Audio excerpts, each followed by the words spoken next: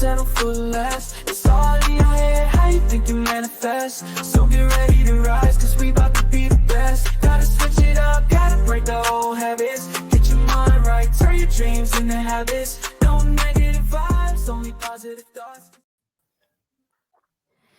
What is up, guys? Welcome to another episode of the Mindset Cafe podcast. It's your boy Devin, and today I'm excited for this guest. He is an industry disruptor. He's an educator, and honestly, he's a super passionate advocate for first-time home buyers.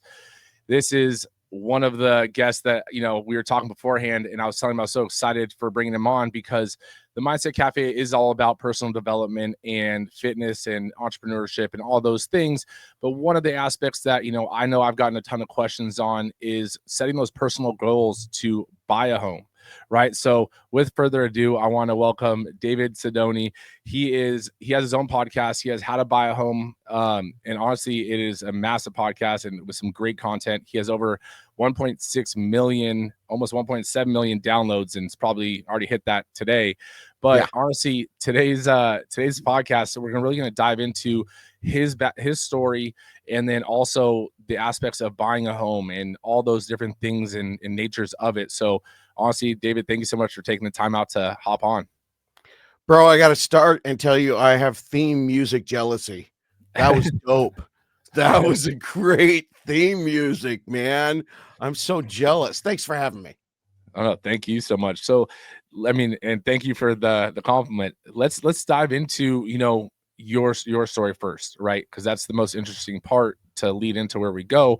How did you get started in real estate? My journey is pretty interesting, and it was really, I'm an older dude now, middle age. This is kind of my third act of life doing this whole how to buy a home thing. In my 20s, I hit the jackpot. Every dream I ever had, I wanted. I was in a Disney movie musical with Christian Bale and Robert Duvall and Anne Margaret at 21 years old. And then I got to dance with Michael Jackson.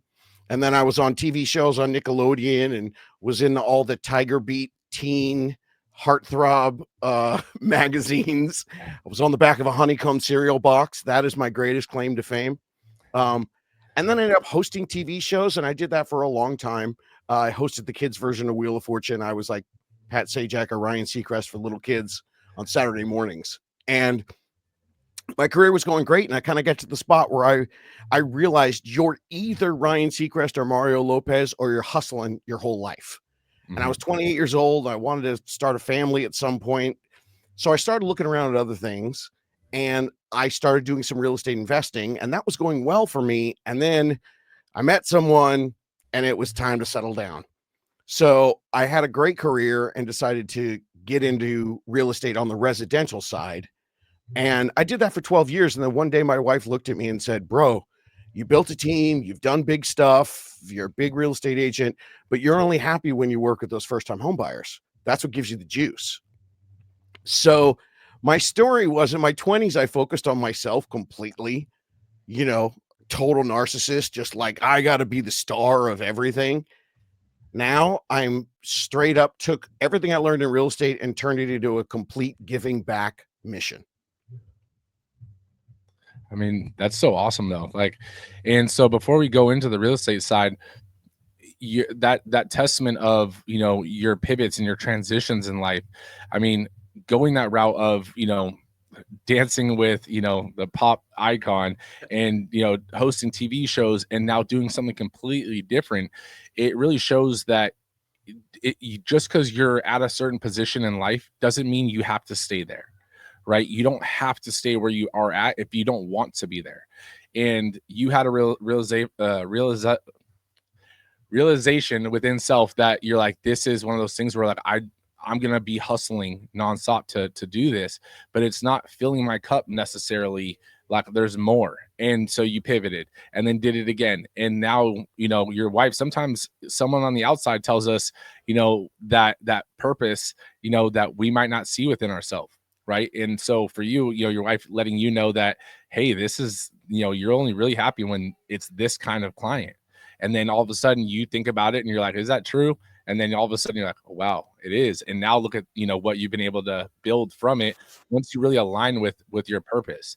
So, I mean, I just want to give you hats off to that, because some people never really one step into their purpose, let alone have the courage to transition, multiple times. So I do want to give you hats off for that. And now, look at what happens. You transition and you align with yourself with your purpose, and boom, you blow up. And this is your life is super fulfilled in your own right. So I mean, that's awesome. You hit the nail on the head multiple times there. Alignment. I've been to a bunch of these seminars, and it's something like 3 or 4% of people in entrepreneurs and people in business actually have written goals. That's something I've been hearing for 15 or 20 years now. The best thing I ever heard about it was, though, you write it down, you stick it on the wall, you look at it, that's great. But unless you're taking a step towards the goal, then it's very black and white, and we have to do things that aren't steps towards the goal because we have to make a living. Right. The best thing I ever heard was alignment. And, it was the same coach who talked about time management. And, after months of time management where I carried a little notebook around, remember, I'm old. This is pre-notes on a smartphone. I had a flip phone, some Zune or something. And no, that was the MP3. But I kept a notebook, and they think every 15 minutes, write down what you did for the last 15 minutes of the notebook. You do that for just a week, your time management changes like that. I then implemented that with my alignment. Throughout the day, I pulled it out, and my goals were listed 1 to 10. And after every activity, I had to write a 1 to 10. And if it was a 0, that means whatever I was doing right then wasn't in alignment. And it doesn't mean that doing my job that I hated to make money wasn't in alignment with my goals, because one of my goals was financial stability. So, but where really the time management and the alignment all in one notebook, where you really see that is in your free time. Yeah. And I do want to like comment on like the goals thing too, because I could even speak from like personal example, like, being in the fitness industry and telling people to, what's your goal for this year? And, my big thing is always reverse engineering it, right? Meaning that you set your goal and then you break it into, a little bit smaller steps. So for example, like quarterly steps, well, then break those into monthly and then into weekly. And so even for us, for the business and everything, we were telling people to do that for their fitness goals and everything like that. And we would have these goals for business, but until we actually started doing it and be like, set actual goals and break them down into actual things, like you find yourself just kind of treading water and kind of going the right way. Sometimes it feels like, and then sometimes not. And you are doing, even right now, like let's say you're aligned with your purpose, but sometimes you just feel like you're just treading water. Right. So doing those things and analyzing it with, a notepad. I mean, honestly, even with the smartphone now, I could say I still do it with, I have, random pieces of paper in my pocket, and then I have notes on my phone. And so I'm the same way. And it's so much more efficient, and you feel so much more aligned with your day, knowing what you have to do and being able to not just sit down and be like, oh man, what was I going to work on right now? Or what was I thinking about earlier? Right. And so that is so crucial. And that is a huge thing. So guys, if you're listening and you're not currently doing that, please take note that, what you just said, make sure you guys are actually tracking what you guys do and taking account. Does it align with what your goal is? Is this something that's aligned with my purpose? Is this something aligned with my goal? If not, then don't do it and, transition, do something else. So I think that's so awesome. But I do want to ask a question, because I think it kind of aligns with how I realized personal training and, later becoming a gym owner and stuff aligned for me was why are you so passionate about first time home buyers? Well, it's going to sound awful. I swear to God, I'm a good guy. I was just pissed off. I did real estate for 12 years, and first time home buyers get screwed. Straight up. The industry is corrupt, and I am on constant, watch over my shoulder. My family's Italian from Buffalo, so I know a little bit about this, right? I'm ready for the NAR, the National Association of Realtors mafia, to come and take me out, because I've just been trying to expose the fact that first-time home buyers are the most disrespected, disregarded, and ignored client base in any business, not just in the real estate business. And it's to do with the business model and the greed and how much money the brokers make off of them and how many people don't want to spend time on them and how the industry has created this myth that they're a waste of time and not a good return on your investment. I'm in Southern California, so I was doing this for 12, 13 years for people with $500,000, $600,000, $700,000 houses who I saw getting the worst service in the world. And that just messed with my ethics. It didn't seem right with me. It didn't seem fair to me. You have to be kind of careful of your own ego. But as I was working, I was like, damn, I worked with a lot of people from Disneyland because I worked there in high school and college. So I was helping a lot of them buy homes. And like, I would catch myself saying to my wife, I just wish all these people from Disneyland would call me instead of calling all those other realtors, because I know that one doesn't know what they're doing and that one doesn't. And when I took a step back, I realized, well, there's stats. 87% of real estate agents do not last 5 years in the industry. And that stat comes directly from the National Association of Realtors. Last year, 47% of real estate agents didn't sell one home. So the people that need the most amount of guidance are unfortunately getting the least experienced agents. So I wanted to correct that wrong. And then we can go to the other side of things where it was so interesting when you were talking earlier about having those little steps that you could visualize. And yeah, it's super easy to do for your clients, right? Fitbit, 10,000 steps. At the end of the day, it's 8,000 steps. Okay, I got to do better tomorrow. Those bite-sized things. But then you went, oh crap, now I got to do that for my business. Because we as entrepreneurs are so globally, so visionary in our thinking that sometimes we need to make sure we have the same kind of 10,000 step daily. And that's where I saw a giant hole in real estate. Everyone's ready to take your order and open a door for you and sell you a home and get paid in 30 days. Nobody in the industry is offering what I call the last lease ever. What do you do if you're 12 months out and you're 32 years old and you're renting for $3,200 in Chicago? If you go, I bet I could buy a house. If you reach out and call 95% of the industry, they're just going to run an approval, say, oh, yep, you can go buy a $400,000 condo, go today. And I'm trying to make sure that people go, hey, cool. You're 6 months, 8 months, 12 months out. Here's the 3 baby steps you do this month to work on your credit score, your debt, and your savings. You're here, here, and here. Your goals need to be here, here, and here. So this month, do a little bit on this, a little bit on that, a little bit on this. Progress. You know this game more than anybody in fitness. You don't want to be constantly thinking in your head. You don't want your clients to be trying to think of the before and after picture where there's, a massive difference. You need to be able to give them incremental ways to progress towards something that ultimately is going to be the best thing for them in their life. That is so true. I mean, I'm not even gonna add anything on top of that. Like that is right there. The thing I did want to say though is like with a first-time home buyer, right? And you helping them and align with them, right? Tying it to like how for personal training, I never thought I was going to be a personal trainer as a career, right? That's not how my journey really started. It was an awesome college job, but then it was one of those things, and I'm sure that was kind of how real estate started for you to a degree, financial stability and stuff. And then you started realizing these other things that were misaligned in the industry and so forth. And that's what kind of took you down that journey. And for me, it was like personal training was a good college job. And then I love seeing people actually succeed and achieve their goals and see the self confidence and the self-belief and the self-accomplishment within themselves. That's what gave me the drive to work, when I was a personal trainer doing 16-hour days of back-to-back clients, because it was like it doesn't feel like work necessarily. I mean, it did feel like work. I'd be exhausted and stuff, but like it was worth it because I loved seeing that go. And it was like same thing for you for home buying. It's like getting a first-time home buyer to actually be able to purchase a home and not just get thrown under the rug, because they're a first-time home buyer, or disregarded or disrespected. It's that feeling. It's almost like a natural high you can't get from anything else. Being able to give someone else that accomplishment or that level of joy in their life. Am I wrong in saying that? You're absolutely right. And Here's the way the real estate industry has justified it.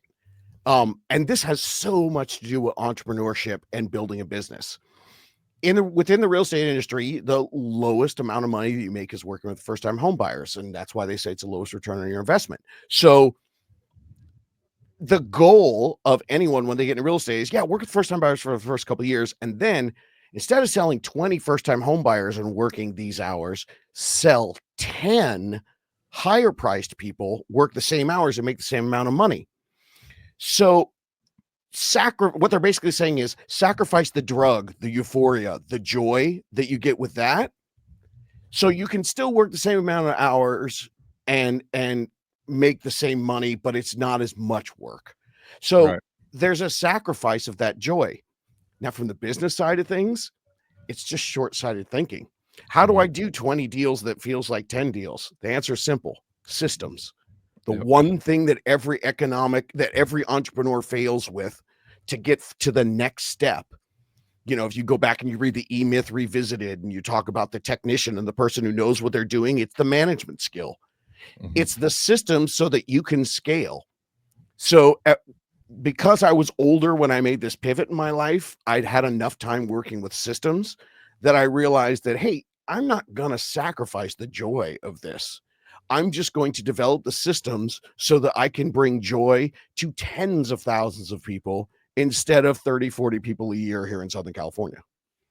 No, and I think with that being said too, people want to start off as a real estate agent or start off as a personal trainer, and they're like, well, if I have one client that, in personal training, if I have one client that's paying me $100 an hour, $200 an hour because I'm training a celebrity, it's like, you don't get to just jump levels. Like, there's levels to the game, right? But how do you get to that level? And it's through doing the smaller deals, right? How do you, selling a first-time home buyer, like, doesn't necessarily mean that's going to be their dream home. Who are they going to come to if they had an amazing experience? They're going to come to their trusted real estate professional to do that next deal, that bigger deal, and so forth. Like, you build up a portfolio. So sometimes you got to take that step back and take the smaller deals and then who knows, they might have someone that they'll refer you to that's already doing a bigger deal. But that's where I think with business ownership, with personal trainers, real estate agents, like this, the fail rate is high because people aren't willing to do the work. They see the glorified experience, but they don't know that to get to that glorified experience, there's a time frame that it takes to get there, that you build your systems and processes, that you build even more importantly, your, rapport with clients.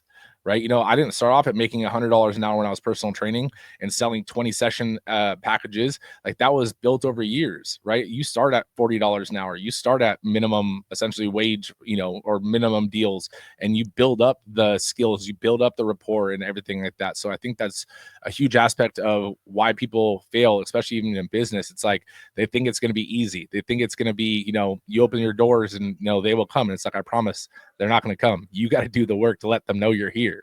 So I think that's so awesome. I mean, before we dive into, more, and if you're listening, stay tuned for all the stuff about home buying. I want to dive into your story a little bit more, right?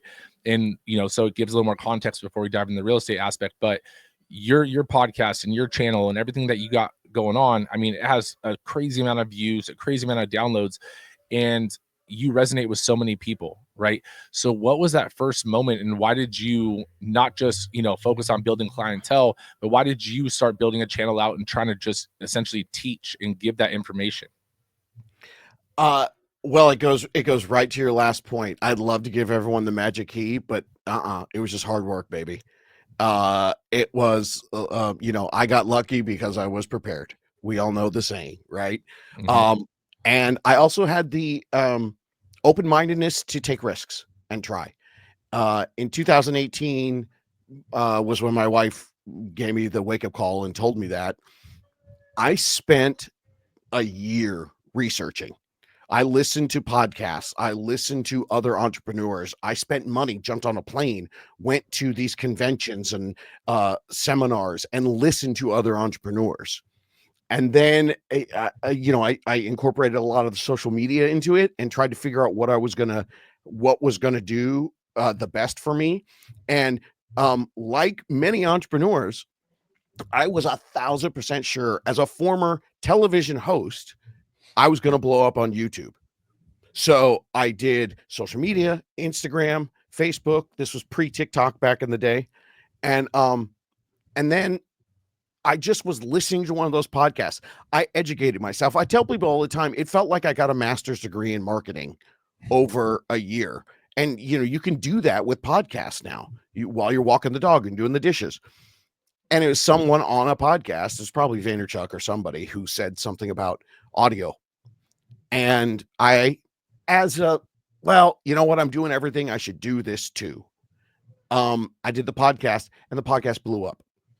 And that's when I realized the thirst of the consumer to passively intake this information.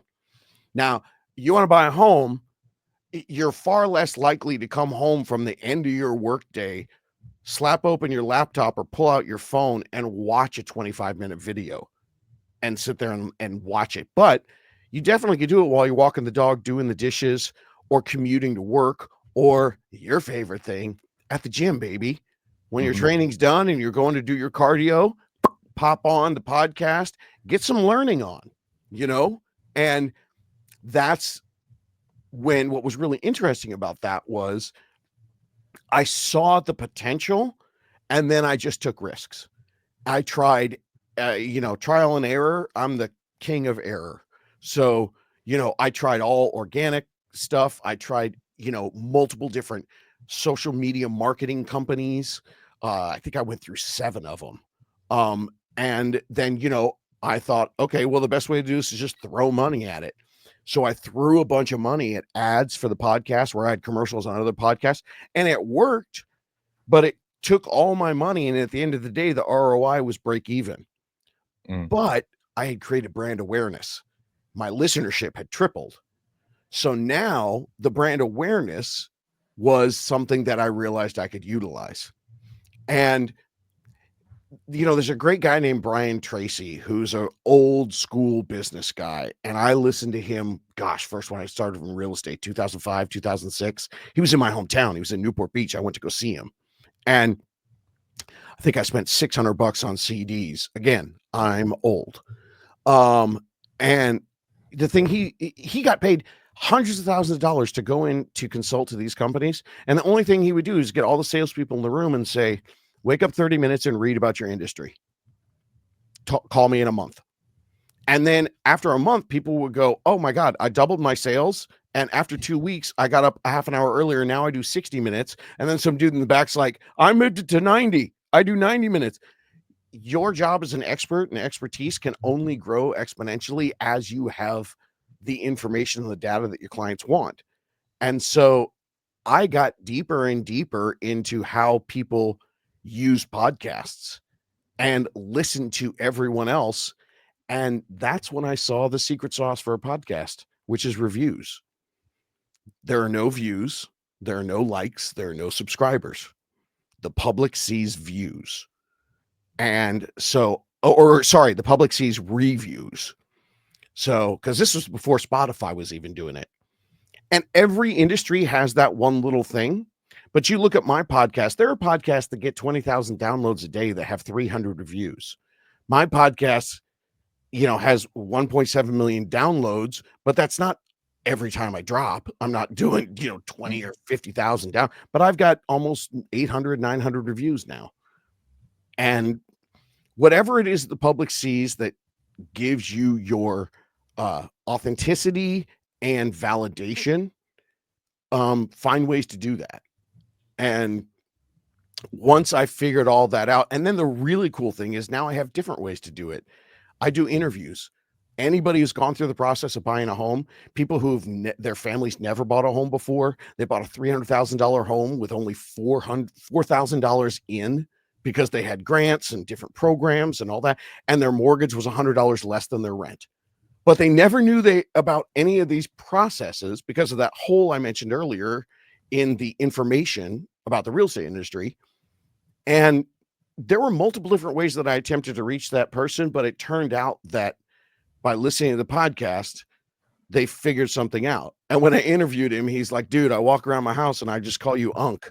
That's like the highest level of respect in my family. That's awesome. That's so awesome. No, I mean, and like that's so awesome that you realize that and you try things out. Things work, things didn't work. And that's the process to anything, any journey in life, right? You know, you want to launch a podcast. You're not going to start getting a million views and or even 10 views on, you know, the first one, right? It takes time, but also you have to learn where to pivot, where to try things out, adjust the plan. You know, we were talking about earlier, you know, having the plan and setting the biteable goals. But remember, like the plan has to be adaptable and adjustable. So I think that's so awesome that, you know, you mentioned that throughout your journey of, you know, to how you are, you know, have gotten to the level you gotten to. Let's dive a little bit into like the real estate, you know, specifically. What would you say are maybe some of the biggest like misconceptions of, you know, first time home buyers or buying your first home? All right. When you're at the gym and you are working with your clients, like I'm going to give you a bunch of nuggets that you can explain to people. Because the home buying process has gotten such a bad rap, and it falls so often into, well, okay, boomer, you bought a house for $80,000. What am I supposed to do? Dude, you're right.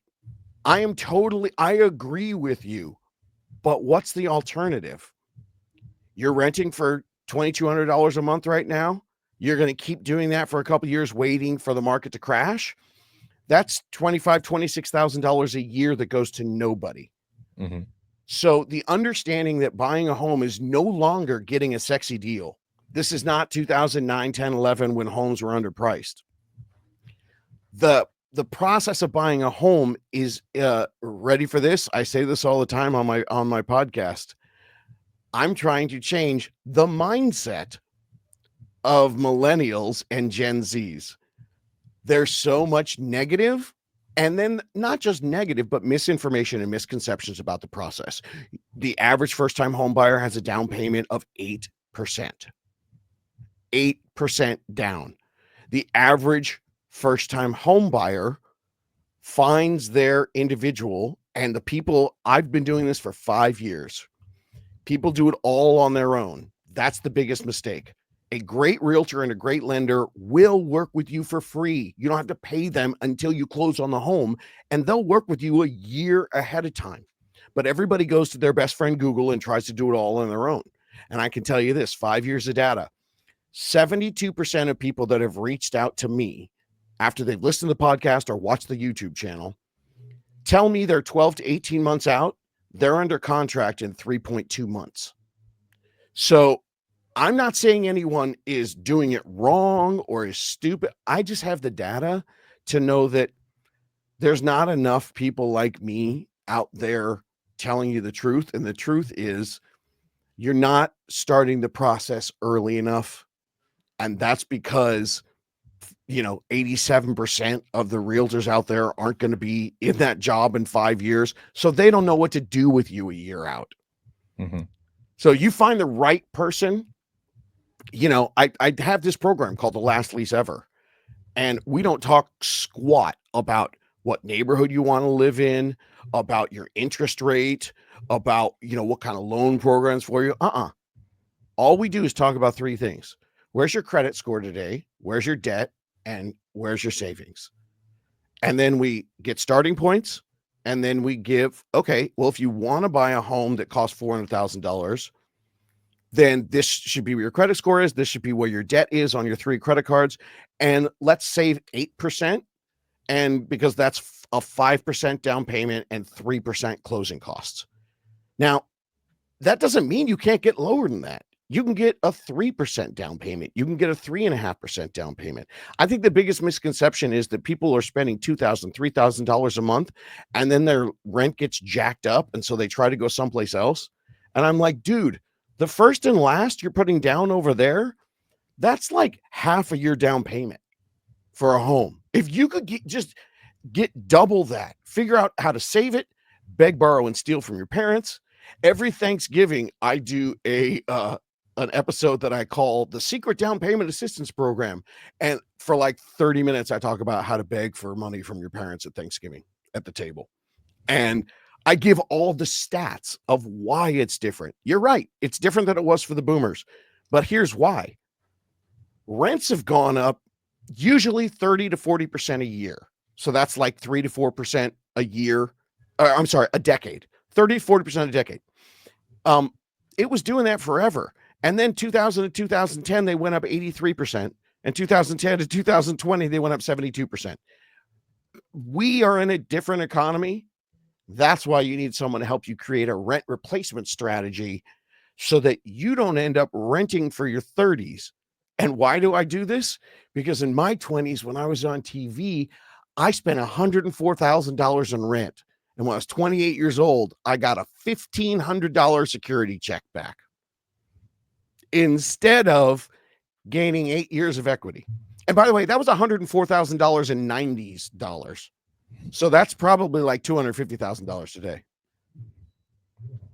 That's crazy. I mean, I needed the time machine. I needed my DeLorean to go back and tell me to do it differently, because I could have got a condo that was better than my apartments for $5,000 down.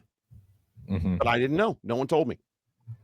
And that's the hard part too, is like not knowing the game plan. I mean, it's like walking into the gym for the first time, right? And not ever stepping foot into the gym and not getting a personal trainer. And you're trying to figure it out. You're looking up things online. You're, told this is the right way. So you start doing that. You hear something else and you're like, oh, wow, well, actually, maybe that's the way. Let me try this. And at the end of the day, you're a year into your fitness journey and you've made little progress or no progress at all. And it's like, man, I should have just hired someone.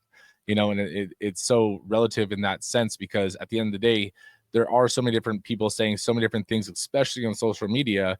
It's like, who has a proven track record? Someone, let's say that has 800 reviews on, a platform that's just giving advice. It's like, that's testimonials right there. Right. It's like, someone that actually has testimonials, you wouldn't hire a trainer that has no reference. Like, let's say a celebrity is not going to hire a trainer that has no references, right? References are everything. Yeah, absolutely. Absolutely. It's funny. It's so that credibility comes in the way that you can help people do the work to get there, not just hand them a list. Like you were talking about the personal training aspect of it. You walk into a gym, you feel completely overwhelmed. The way people buy homes is they walk in and they just want to walk up to a personal trainer and say, hand me a list right now. Yep. This exercise, that, okay, great. Thank you. I'm going to take this list. I'm going to go get on the cover of Men's Fitness. Thank you so much. No. That's not what you get the personal trainer for. The personal trainer, sure, they can hand you the list, but it's them standing behind you, adjusting you on each machine. Hang on. It's the small adjustments, touches, changes. That is what the real power of a real estate agent and a lender is, helping you with the strategy to get there. It's giving you all the little tips along the way, just like a personal trainer standing over you while you're doing your exercises and giving you those tweaks is going to do 1,000,000 times more than you looking it all up online and then saying, give me the list. The problem is people think with a realtor, well, I don't want to bother them until I'm ready. Oh my God. I wish you would bother me, because you know what's going to happen? You're going to call me and say, I watched 3 YouTubes and I read 4 articles, and then we went to an open house and I want to buy that house. And then I'm going to open up their finances and go, we have 6 weeks of work to do right now. And then now I have 12 hours to do it because we have to put offers in by Sunday night. So start earlier, have somebody help you plan. And I love you. I love y'all trainers. But the cool thing is you could do like 12 months of training and don't have to pay me till the end. I know that probably doesn't work for you, but that's how it works in real estate. And no one understands they could take advantage of us and let us be your, I say on the show all the time, let us be your Yoda and your Dumbledore. We're just the guides. Exactly.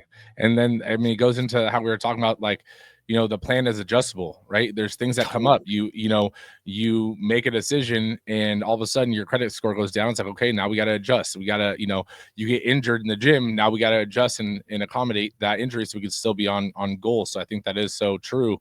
And unlike fitness, with real estate, it's like when you're ready isn't the time to start asking.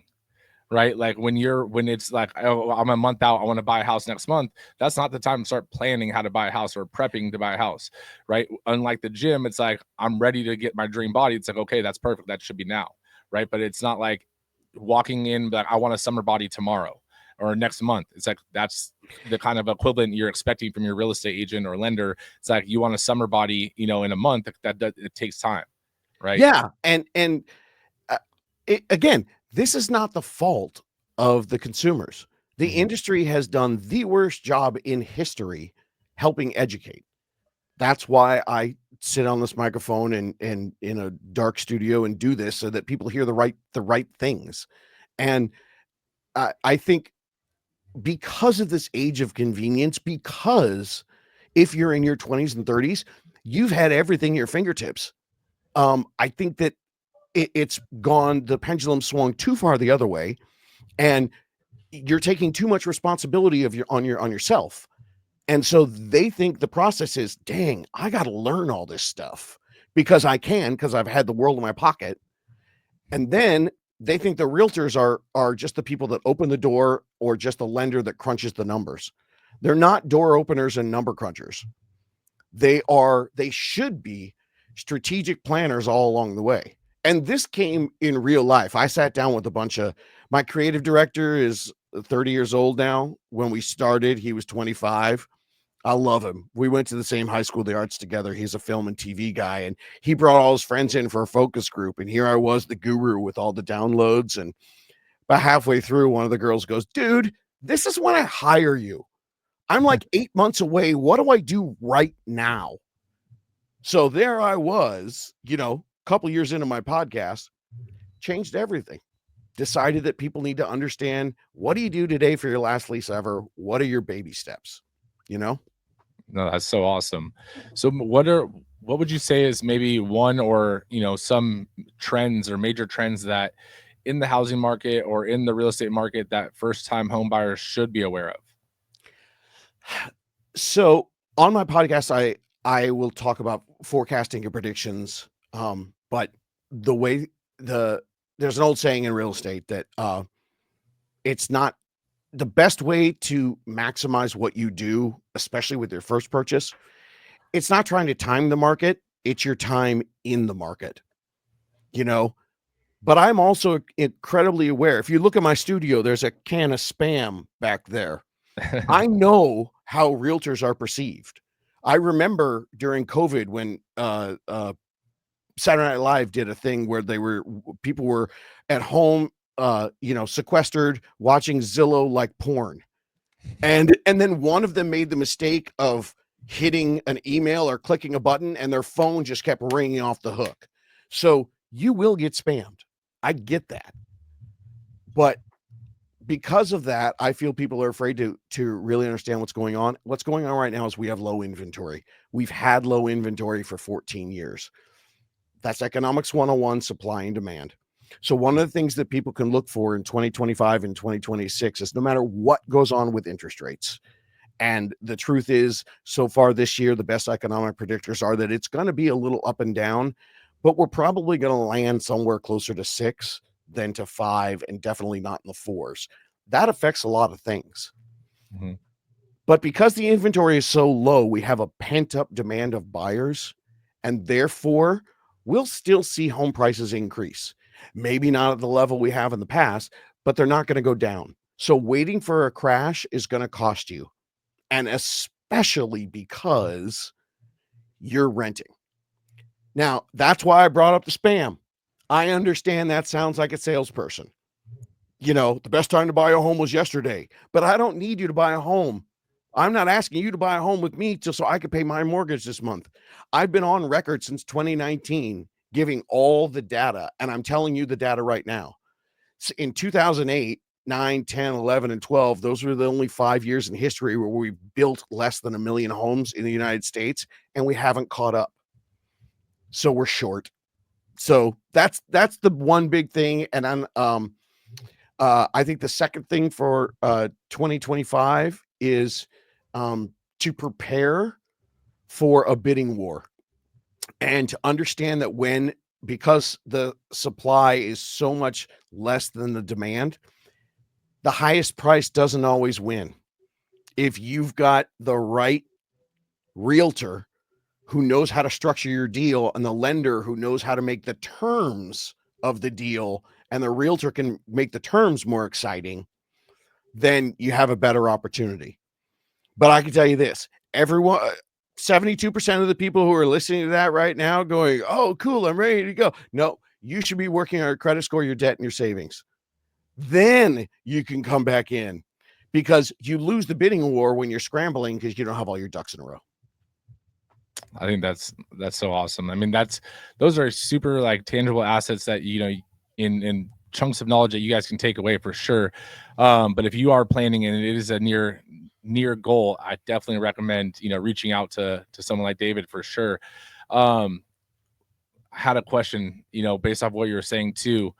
Man, I should have wrote it down. It was Okay. it was literally right off what you were saying. I've got one for you while you think of it. If you think of it, let me know. This is a complete and total pivot and out of left field. And I hope you and your listeners don't hate me. So my wife has had 17 surgeries, including 2 hip surgeries. She used to be a choreographer. Her knees, tore the MCL. Mhm. We can't find cardio for her because she can't swim. Suggestions? I can send you a link to it. But there Nice. are, I mean, I'll have to look it up. I don't have it just Okay, cool. but yeah, I'll look it Yeah. up and I'll email it over to you.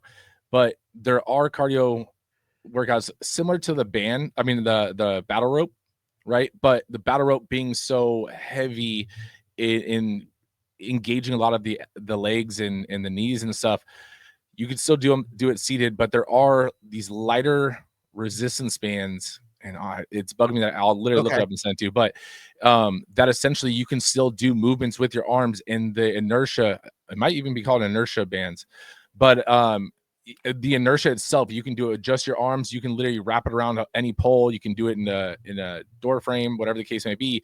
But that kind of cardio, it's getting the muscle to react to the force that you're creating too. So you're creating a ripple and then you're fighting against the ripple, which is creating more ripples essentially. But it gets the heart rate up, it gets the muscles activated, and it's one of those things where it's an amazing cardio form because you could do it anywhere and everywhere. But I'll look it up and send it to you. Because I mean, Awesome. that's one of the big things is like when people do have knee surgeries or anything like that, it's like, oh man, I can't run, I can't do stairs, I can't do any of these things that, you know, put too much pressure. It's like, yeah, you could probably do the recumbent bike and sit and stuff like that. There's not too much pressure, but how high is your heart rate really getting? Right? Where something like these bands, Yeah. it's you can sit, you can stand, you know, and if your, you know, knees are right out of surgery, your arms are still working, you know, you can still do it. So the bands are definitely a huge aspect to it.